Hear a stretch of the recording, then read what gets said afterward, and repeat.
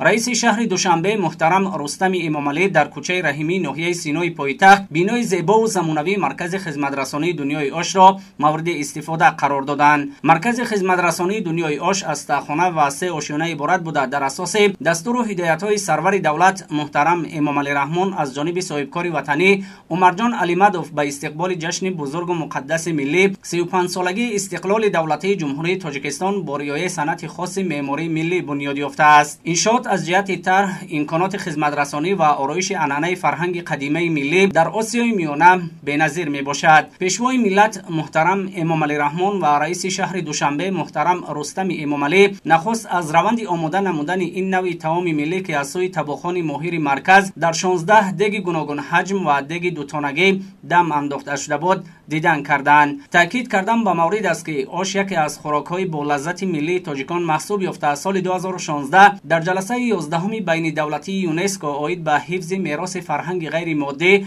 به قطار بهترین نمونه‌های فرهنگ غیر مادی جهانی شامل گردیده است. مرکز دارای 2 آشخانه و 3 تالار از جمله تالار آش، طربخانه ملی اویلوی و تالار برگزاری محفل و چاره‌بینی‌های گوناگون بوده با تمام دستگاه و تجهیزات و دیگر شرایط معاصر خدمترسانی از جمله مانیتورهای نمایشی تامین می باشد. در مرکز همچنین 2 تالار خرد هر یک با 144 جای نشست موجود است. تالار آش در آشیانه یکم بنا جایگیر بوده دارای 550 جای نشست می باشد. در این مکان برای میزبانان و مهمانان 16 نوع آش پیشنهاد می گردد. طربخانه ملی اویلوی در قبت دوم مرکز جایگیر بوده دارای 290 جای نشست است. همچنین در این تالار 4 حجره علاهیده برای میزبانان و مهمانان تشکیل گردیده است. پیشوای ملت محترم امامعلی رحمان در همین تالار با نمایندگان کورپوس دیپلماتی مقیم تاجیکستان که از اولین مهمانان دنیای آش بودند صحبت نموده از محبوبیت و لذت بی‌نظیر طعام‌های ملی یادآور شدند. تاکید گردید که خوراک‌های ملی تاجیکی در جهان معروف بوده. صنعت طباخی تاجیک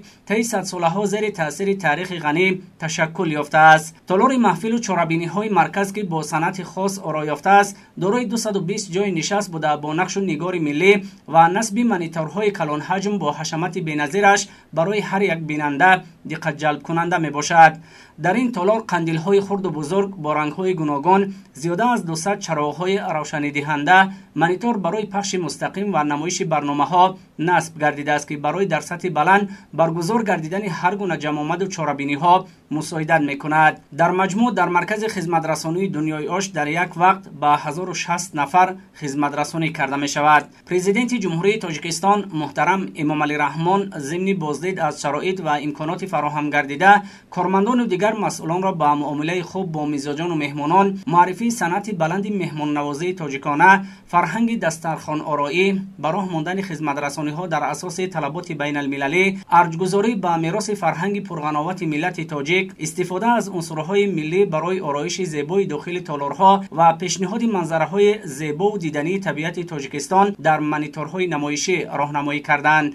صاحبکاران جوان فخر از آن میکنیم که امروز در جمهوری عزیز ما برای فعالیت پرثمر صاحبکاران شرایط خیلی خوب فراهم آمده است. با دستگیری جناب عالی پیشوای ملت پرزیدنت جمهوری تاجیکستان محترم امامعلی رحمان درهای دنیای آش را و مردم کشورمان گشادیم و ما کوشش میکنیم که خوراک‌های ملی را با صنعت بلند آماده کرده آن را همچون برند ملی معرفی سازیم. در تالار قرار داریم که برای برگزاری چاره‌بینی‌ها و معرکه‌های گوناگون تشکیل شده است. چنانه که می‌بینید خصوصیت این تالار دیزاین غیر عادی آن میباشد. این کس را در حیرت میاندازد. ما کوشش کردیم که یک فضای دقت جلب کننده سازیم که چاره‌بینی‌های مردم ما در سطح بین المللی گذرد. یادآور میشیم که کارهای ساختمانی در انشاءات بی‌نظیر خدمترسانی در پایتخت مملکت شهر دوشنبه از روی لایحه کارخانه فرعی کارخانه واحد دولتی لایحه‌کش سال 2021 آغاز گردیده با جلب متخصصان وطنی با سطح و صفت بلند به انجام رسانیده شده است. با افتتاح این مرکز 200 نفر از جمله 90 جوان به حیث پیشخدمت در 2 بست با جای کار دائمی و معاش خوب تامین گردیدند. ما جوانان بسیار خوشنودیم که در شهر دوشنبه باز چنین یک مجموعه خدمترسانی در سمت خوراک ملی افتتاح گردید. ما کوشش می نماییم که با نمونه بهترین مهمانداری و میزبان خدمت نموده فرهنگ بای و غنی مهمان نوازی خود را معرفی نماییم. همزمان با افتتاح این مرکز ما امکانیت پیدا نمودیم که در پایتخت صاحب جای کار شویم. اینجا برای ما شرایط خوبی کار و فعالیت مهیا است. من همچون یک جوان منتداری خود را به پیشوای ملت президенти ҷумҳурии Тоҷикистон муҳтарам Эмомалӣ Раҳмон ва раиси шаҳри Душанбе муҳтарам Рустами Эмомалӣ барои муҳайё намудани чунин шароити хуби корӣ баён менамоям. мо ҳайати кормардон тамоми нозукиҳои хизматрасонӣ ба мизоҷонро аз мутахассисон дар давраи омӯзиш аз худ намуда ва ба кор оғоз намудем. бо чунин шароиту имконият мо талош менамоем ки бо пешниҳод ва хизматрасониҳои беҳтарин маданияти баланди меҳмондорӣ ва таомҳои болаззати миллиро ба мизоҷон муаррифӣ созем.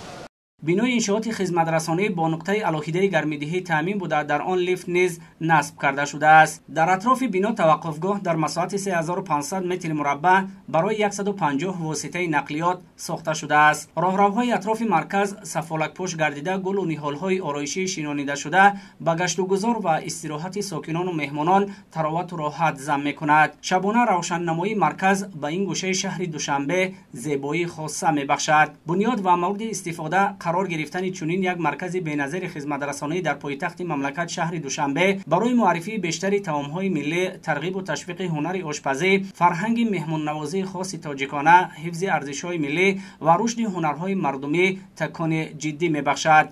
дар маркази дунёи ош хӯрокҳои миллӣ омода ва пешниҳод карда мешавад.